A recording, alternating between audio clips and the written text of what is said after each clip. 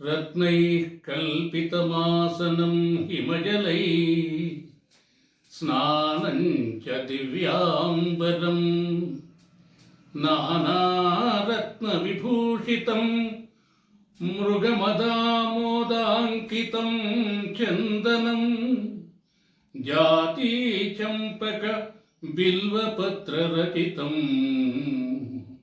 पुष्पं च धूपं तथा दीपं देवदयानिधे पशुपते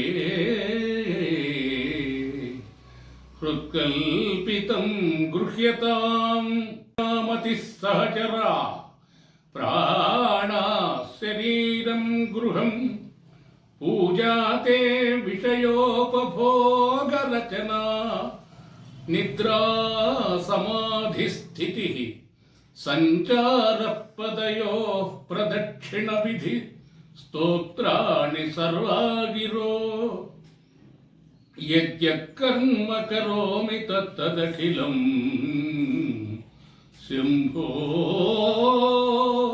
तवाराधनं शम्भो तवाराधनं।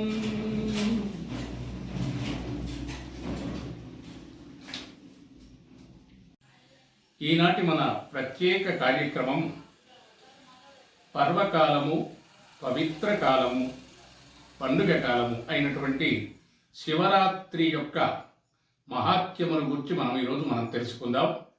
ప్రత్యేకంగా శివరాత్రి యొక్క కథ, శివ పురాణాంతర్గత నేపథ్యము, ఆ తర్వాత ప్రత్యేకత ఏమేమి ఎలా ఉన్నదో వాటిని గురించి మనం ఈరోజు శివరాత్రి మహాత్మ్యం గురించి ముచ్చటించుకుందాం.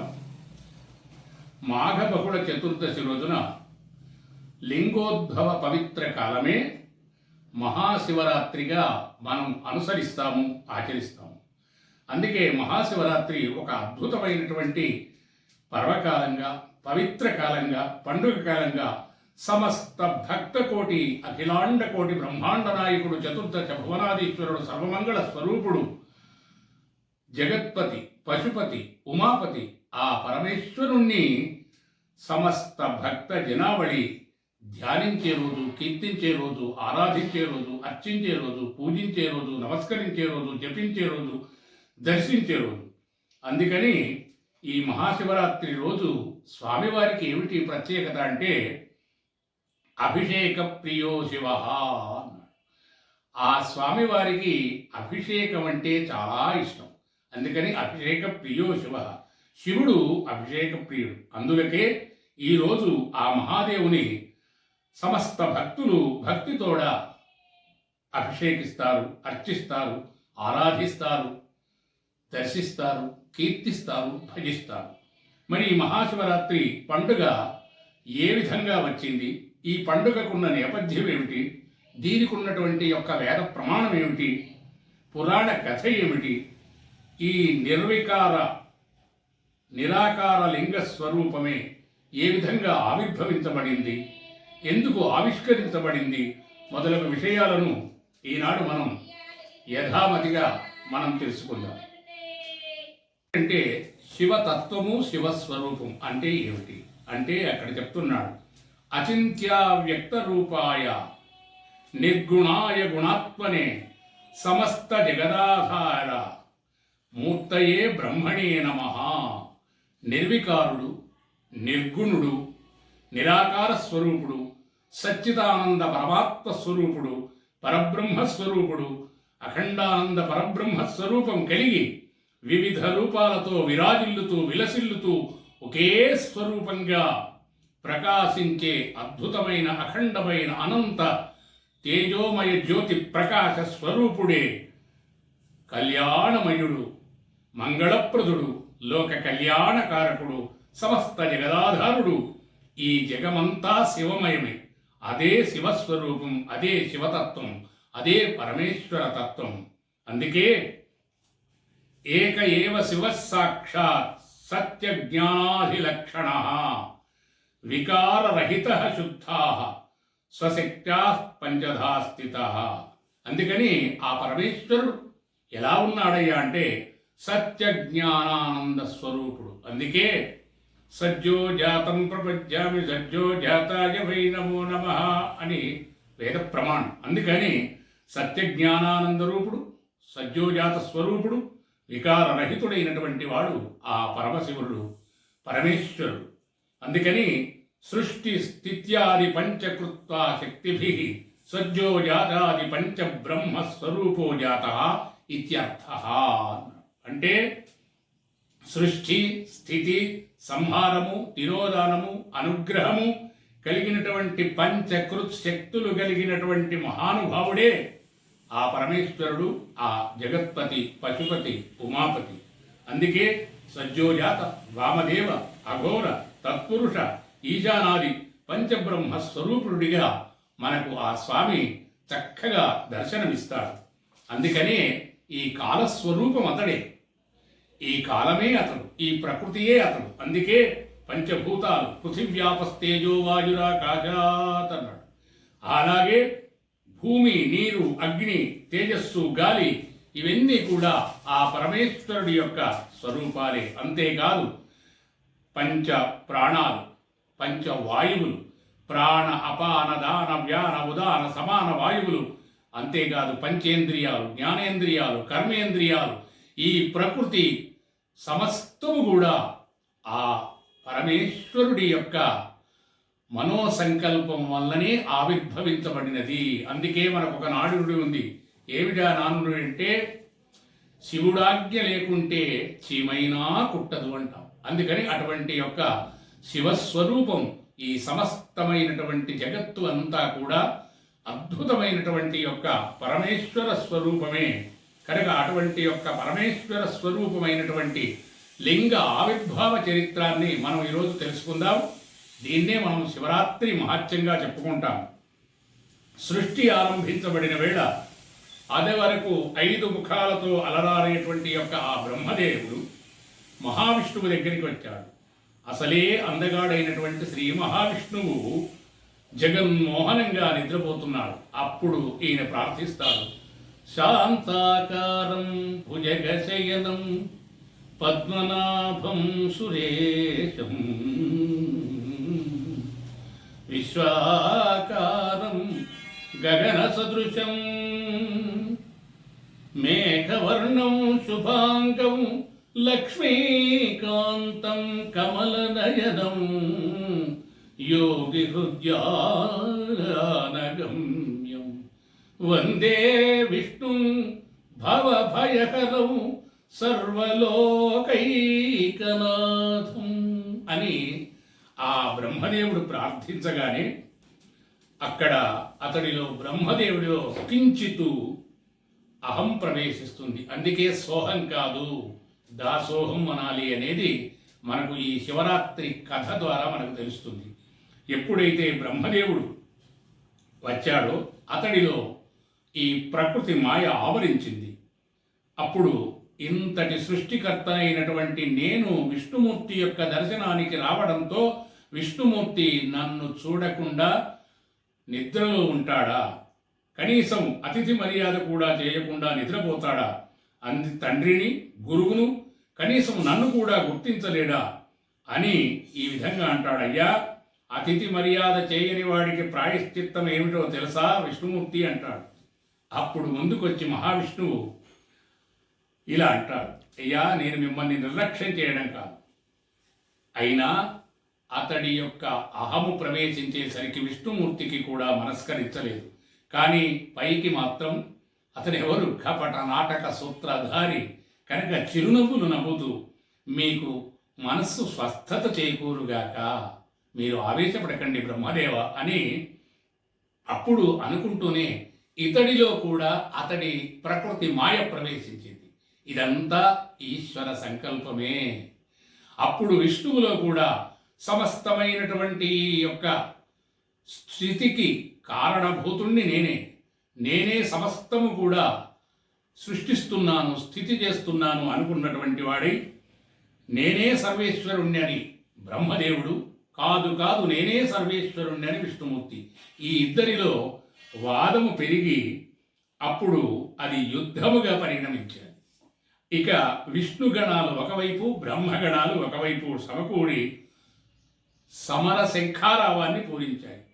ఇక దేవతానీకం, దేవర్షి గణాలు ఊర్ధ్వంగా నిలిచి అయోమయంగా అనిశ్చిత విచిత్ర పరిస్థితిని చూసి సందేహపడుతున్నారు, సంభ్రమాశ్చర్యాలకు లోనవుతున్నారు. ఇక మహేశ్వరాస్త్రాన్ని ప్రయోగిస్తాడు. ఎవరు? మహావిష్ణువు. పాశుపతాస్త్రాన్ని ప్రయోగిస్తాడు బ్రహ్మదేవుడు. ఈ రకంగా పాశుపతాస్త్రము, ఆ తర్వాత మహేశ్వరాస్త్రము, ఈ విధమైనటువంటి యొక్క అస్త్రశస్త్రాలతో భీకరమైనటువంటి యొక్క యుద్ధము జరుగుతుంటే అప్పుడు ఈ యుద్ధ వాతావరణాన్ని చూడలేక సమస్తమైనటువంటి యొక్క దేవతా గణమంతా కూడా ఈశ్వరుడి దగ్గరికి పోయి ప్రార్థన చేస్తుంది. ఏంది అంటే ఏ రకంగా ప్రార్థన చేస్తుందంటే ఆ స్వామిని ఇలా చేస్తారు. విశ్వేశ్వరాయ నరకార్ణవతారణాయ కర్ణామృతాయ శశిశేఖరధారణాయ కర్పూరకాంతి ధవళాయ జటాధరాయ దారిద్ర్య దుఃఖ దహనాయ నమః శివాయ భక్త ప్రియాయ భవరోగ భయాపహాయ ఉగ్రాయ దుఃఖ భవసాగర తారణాయ జ్యోతిర్మయాయ గుణనామ సునృత్యకాయ దారిద్ర్య దుఃఖ దహనాయ నమః శివాయ అని ఈ విధంగా ప్రార్థిస్తే ఇక మాధవుడు వేసిన మహేశ్వరాస్త్రము, పంకజాసురుడు ప్రయోగించిన పాశుపతాస్త్రము కూడా రెండు కూడా ఆ పరమేశ్వరుడు ఒక అద్భుతమైనటువంటి యొక్క దివ్యమైనటువంటి ఎట్లా ఆయన ఆవిర్భవించాడంటే ఆపాతాళనభస్థలంత భువన బ్రహ్మాండమావిస్ఫురః జ్యోతిస్ఫాటిక లింగమౌళి విలసత్ పూర్ణేందువాంతామృతైః అస్తోకాప్లుతపేకమేచమనిశం రుద్రానువాకాంజపన్ ధ్యాయేదీప్సిత సిద్ధయే ధ్రువపదం విప్రోభిషించేక్షివం బ్రహ్మాండ వ్యాప్తదేహ భసిత హిమరుచా భాసమానా భుజంగై కంఠే కాలా కపర్థా కలిత శశికళా చండకోదండహస్త త్రియక్షా రుద్రాక్షమాలా సలలిత వపుశాంభవా మూర్తిభేదా రుద్రా శ్రీ రుద్ర సూక్త ప్రకటిత విభావాన ప్రయచ్చంతు సౌఖ్యం. ఈ రకంగా ఒక్కసారిగా ఆ మహాతేజం అద్భుతంగా తేజస్తంభం ఆవిర్భవించింది. ఆ తుది మొదలు తెలియకుండానే నిలువుగా నివ్వెరపోయినట్టు ఆ మహాతేజం ముందు అక్కడున్న వారందరూ కూడా ఆ తేజస్సుకు అయోమయులై దర్శిస్తున్నటువంటి సమయంలో బ్రహ్మ విష్ణువాదులు కూడా సంభ్రమాశ్చర్యాలతో నిశ్చేష్టులై ఆ అఖండమైనటువంటి యొక్క పెరిగిపోతున్నటువంటి యొక్క నిర్వికారమైనటువంటి లింగ స్వరూపాన్ని చూసి సంభ్రమాశ్చర్యాలతో చేతులు జోడించి నమస్కరిస్తున్నారు. అప్పుడు ఆ వెలుగు నివ్వెరపోయినట్టుగా ఆ మహాతేజం ముందు అక్కడున్న వారందరూ కూడా తేజస్సులు నివ్వెరపోయాయి. బ్రహ్మ విష్ణువాదుల యొక్క కళలు తప్పాయి. వారి అహంకారాలు అణగారిపోయాయి. అంతకు ముందు కని విని ఎరగనటువంటి ఈ అపూర్వమైనటువంటి యొక్క తేజస్తంభము వల్ల ఏర్పడ్డ ఆ అద్భుతమైనటువంటి యొక్క అఖండ జ్యోతి స్వరూపంలో ఎవ్వరు కూడా కనిపించే అవకాశాలు లేవు. అప్పుడు వాళ్ళ సృష్టిని ఎగిరారు.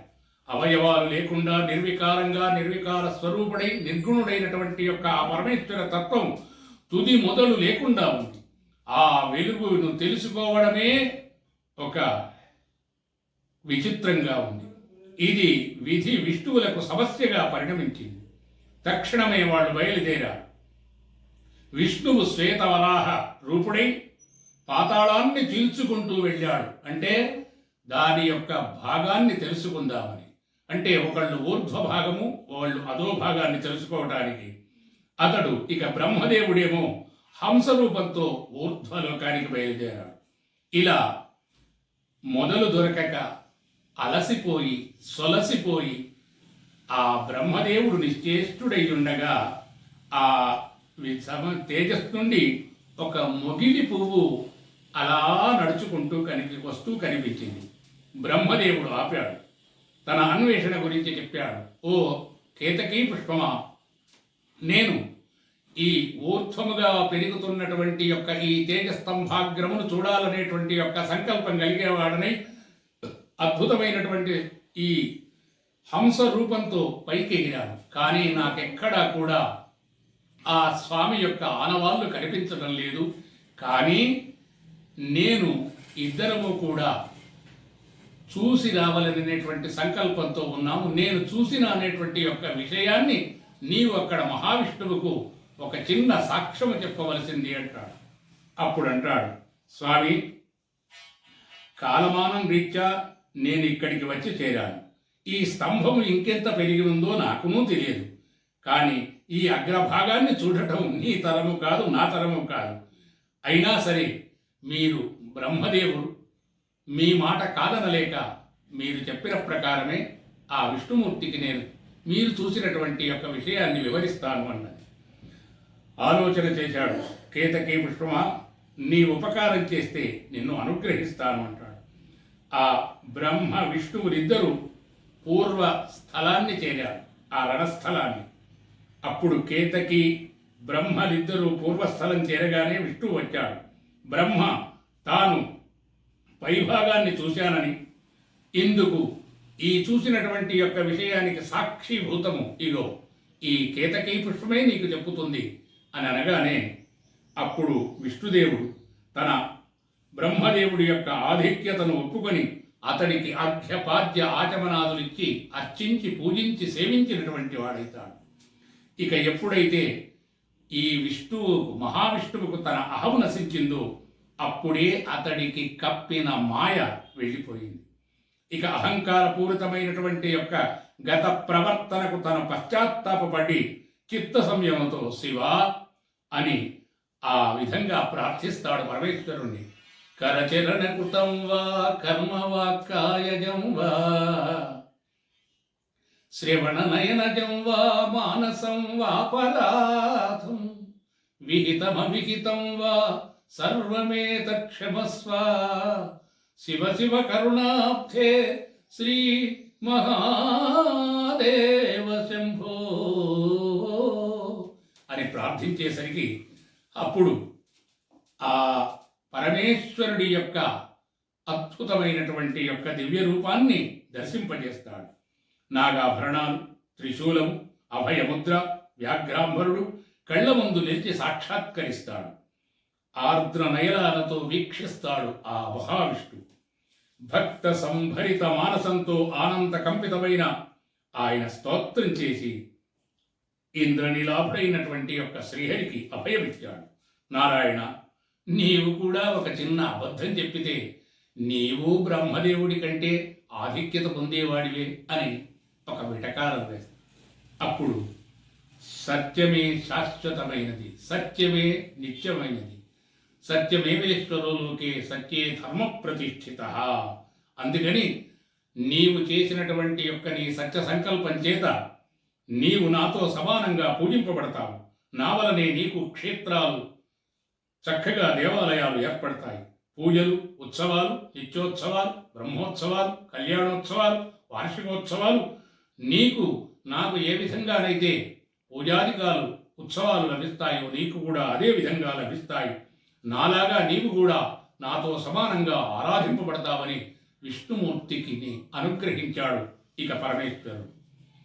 ఇక శిష్యుడైన బ్రహ్మకు తగిన గుణపాఠం చెప్పాడని ఒకేసారి భైరవుణ్ణి తన సంకల్పంతో సృష్టిస్తాడు. భైరవ, ఈ అసత్య ప్రేలాపన చేసినటువంటి యొక్క బ్రహ్మదేవుణ్ణి నీ యొక్క కత్తితో సత్కరించు అంటాడు. అప్పుడు శంకరుడు మరుక్షణమే భైరవుడు మృత్యువును సైతం భయం కలిగించే తన పదునైన కత్తిని ఝుళిపించి బ్రహ్మదేవుడిలో ఉన్నటువంటి ఒకానొక అజ్ఞాన అహంకార పూరితమైనటువంటి యొక్క శిరస్సును తుంచివేస్తాడు. అప్పుడు బ్రహ్మదేవుడు కూడా సోహము నుండి దాసోహంకు చేరతాడు. కనుక ఇలా బ్రహ్మదేవుడు భయంతో గడగడాడు. శివ పాకిమాం పాకిమాం అంటూ ఆ పరమేశ్వరుణ్ణి ఓంకార మంత్ర సంయుక్తం నిత్యం ధ్యాయంతి యోగినగా కామదం మోక్షదం తస్మై ఓంకారాయ నమో నమః అని ప్రార్థిస్తే అప్పుడు బ్రహ్మదేవుడు నువ్వు ఇంతగా ప్రాధేయపడుతున్నావు కాబట్టి నీకు కూడా చెప్పుతున్నావు, నీకు ఏ విధమైనటువంటి యొక్క దేవాలయాలు కూడా నీకు ఉండనేరవు, నిన్ను పూజా పుష్పాదులు కూడా నీకు చెల్లనేరవు. కానీ నీవు నా యొక్క అత్యద్భుతమైనటువంటి యొక్క నన్ను సేవించి నిన్ను నీవు తెలుసుకున్నందున నీకు ఎటువంటి యజ్ఞ యాగాది క్రతువులైనను కూడా వేదోక్త కర్మలలో నీవే బ్రహ్మగా నీవే గురువుగా గౌరవింపబడతావు అని నిన్ను ఒకవేళ తిరస్కరించి నిన్ను యజ్ఞయాగాది క్రతువులకు ఆహ్వానించలేకపోతే ఆ యజ్ఞయాగాది క్రతువులు కూడా శుభ ఫలాన్నివ్వవు. కనుక నాలాగా నిన్ను కూడా చక్కగా గౌరవిస్తారు అని ఆ బ్రహ్మ విష్ణువాదులకిద్దరికీ కూడా అభయమిచ్చి అనుగ్రహించాడు ఆ దయార్ద్ర హృదయుడైనటువంటి భోళాశంకరుడు, పరమేశ్వరుడు, జగత్పతి, పశుపతి, ఉమాపతి, ఆ సదాశివుడు. ఆ తదనంతరం మొగిలి పువ్వును అబద్ధము సాక్ష్యము చెప్పినందుకు నీవు నా పూజకు తిరస్కరింపబడతావు, అయినను నీవు నాకు కిరీట ధారణలాగా అలంకరించబడతావు అని ఆ మొగిలి పుష్పాన్ని కూడా అనుగ్రహిస్తాడు. ఇది శివరాత్రి యొక్క అద్భుతమైనటువంటి మహత్యం. కనుక సాకారము నిరాకారము రెండూ పరమేశ్వర స్వరూపాలే. కనుక ఈ మహాశివరాత్రి పర్వకాలం రోజున లింగోద్భవ కాలంలో ఆ పరమేశ్వరుణ్ణి పూజించాలి. ఎందుకంటే అన్నీ కూడా అని అందుకే అంటాడు ఎవరు పోతన గారు, ఎవ్వని జనించు జగమెవ్వని లోపల ఉండు లీనమై ఎవ్వని ఎందుడిందు పరమేశ్వరుడెవ్వడు మూల కారణం ఎవ్వడు సర్వమున్ తాను అయిన వాడెవ్వడనాది మధ్యలయుడెవ్వడు సర్వము తాను అయిన వాడెవ్వడు వానినే ఆత్మభవం శరణం వేదెదను అని ఈ విధంగా సమస్తము కూడా అందుకే మనకు చెప్పింది వేదం. ఈశాన సర్వ విద్యానాం ఈశ్వర సర్వభూతానాం బ్రహ్మాధిపతి బ్రహ్మణోధిపతి బ్రహ్మా శివో మే అస్తు సదాశివం. అందుకే ఈశ్వరుడు అద్భుతమైనటువంటి మహానుభావుడు. అందుకే నమస్తే అస్తు భగవన్ విశ్వేశ్వరాయ మహాదేవాయ త్ర్యంబకాయ త్రిపురాంతకాయ త్రికాగ్నికాలాయ కాలాగ్నిరుద్రాయ నీలకంఠాయ మృత్యుంజయాయ సర్వేశ్వరాయ సదాశివాయ శ్రీమన్మహాదేవాయ నమః. అందుకే ఈ ప్రకృతి అంతా కాలస్వరూపం పరమేశ్వర స్వరూపమే. కనుక ఆ ప్రకృతి అంతా అందుకే వాళ్ళిద్దరూ ఆ లింగస్వరూపం అంటే ఏమిటి అంటే వామేన విగ్రహ వరేణ కళత్రవంతం వారాణసీపురపతిం భజ విశ్వనాథం. అర్ధనారీశ్వర స్వరూపం ఆ లింగస్వరూపం. అందుకే కాళిదాసుల వారు అంటాడు వాగర్థావివ సంపృక్తో వాగర్థ ప్రతిపత్తయే జగతః పితరౌ వందే పార్వతీ పరమేశ్వరౌ. అటువంటి పార్వతీ పరమేశ్వరుల యొక్క దివ్య సాక్షాత్కారము కలిగే రోజు మహాశివరాత్రి పర్వకాలం పండుగ రోజు, పవిత్రము రోజు. కనుక ఈరోజు ఆ స్వామివారిని అర్చించిన, ఆరాధించిన, సేవించిన, పూజించిన, ధ్యానించిన, నమస్కరించిన, దర్శించిన పరమేశ్వరుడి యొక్క దివ్య అనుగ్రహం కలిగి, ఎందుకంటే అతడు సమస్తమైనటువంటి ఐశ్వర్యం ఈశ్వరాది చేతన్నాడు, ఐశ్వర్యాన్ని ఇవ్వగలిగిన మహానుభావుడు ఆ పరమేశ్వరుడు. కనుక సమస్త భక్త జనావళిని బ్రోచుగాక అని సమస్తమైనటువంటి యొక్క ఆ ఈశ్వరుడు దర్శనంతో, ఆ స్వామివారి యొక్క దర్శనంతో శివానుగ్రహం కలిగి ఆ శివ కృపకు పాత్రులగుదురుగాక. ఈనాటి ఈ ప్రత్యేకమైనటువంటి శివరాత్రి యొక్క మహాత్యము, శివ వైభవము, శివతత్వము విన్నటువంటి వారలకు, అంతేకాదు ఈ శివ కథను వినటమే కాదు, వినిపించిన వారలకు, అంటే మీరు వినటమే కాదు మరొక్కరికి కూడా వినిపించడం ద్వారా కర్త కారయిత చైవ ప్రేరకశ్చానుమోదక సుకృతే దుష్కృతే వాపి చత్వార సమభాగిన అని మన ధర్మశాస్త్రం చెప్తున్నది. కనుక విన్నవారులకు, వినిపించిన వారులకు ఈ సమస్తమైనటువంటి శివానుగ్రహం కలుగుతుంది. స్వస్తి స్వస్తి ప్రజాభ్య పరిపాలయంతాం న్యాయేన మార్గేణ మహిం మహీష. గో బ్రాహ్మణేభ్య శుభమస్తు నిత్యం. లోకా సమస్తా సుఖినో భవంతు. ఓం శాంతి శాంతి శాంతి. నమః పార్వతీపతయే. హర హర మహాదేవ హర. స్వస్తి.